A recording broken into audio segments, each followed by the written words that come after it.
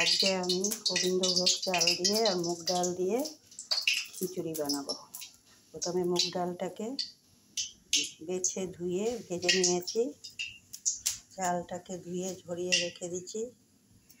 তারপরে ফুলকপিটাকে কেটে ধুয়ে ভেজে নিয়েছি, আলু কেটে ধুয়ে ভেজে নিয়েছি, টমেটো কুচিয়ে রেখেছি।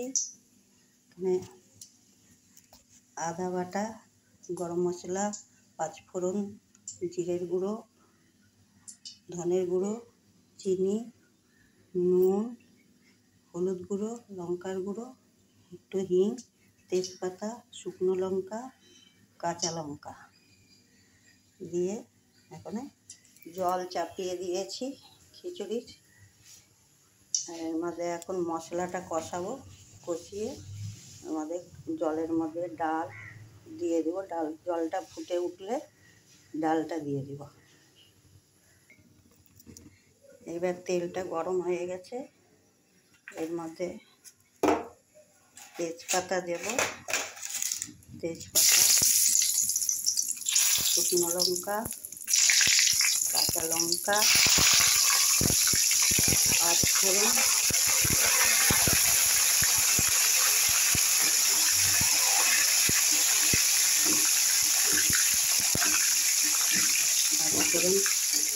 দেওয়ার পরে এর মধ্যে আদা কুচানো দিয়ে দিলাম। আদাটা একটু ভাজা ভাজা হয়ে গেলে এর মধ্যে সব মশলাগুলো দিয়ে দিব।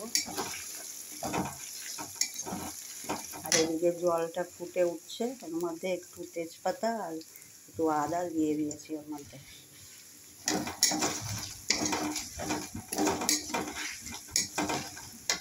এবার একে একে সব মশলা দিয়ে দিচ্ছি। হলুদ গুঁড়ো, লঙ্কার গুঁড়ো, ধনের গুঁড়ো, জিরের গুঁড়ো, একটু চিনি, নুন, হিং সব দিয়ে দিলাম। দিয়ে এবার এগুলো কষাবো। কষানো হয়ে গেলে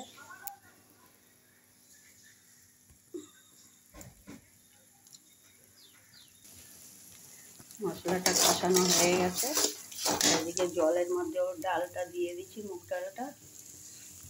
এবার চালটা ভেজে দিচ্ছি এর মধ্যে মশলাতে।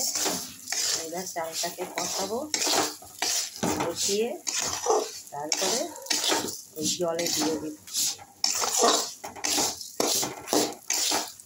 ডালটা একটু ফুটে গেলেই ওর মধ্যে চালটা দিয়ে দিব। ডালটা আধা ফোটা হয়ে গেছে। এবার ওর মধ্যে আলু আর ফুলকপিটা দিয়ে দিলাম। টমেটোটাও ওর মধ্যে দিয়ে দিয়েছি জলের মধ্যে। চালটাও ভাজা হয়ে গেছে। আর মশলাগুলো আমি সব সর্ষের তেলের মধ্যে ফোড়ন দিয়েছিলাম, সেটা বলতে ভুলে গেছি। এবার ওই কষানো চালটা খিচুড়ির মধ্যে দিয়ে দিলাম।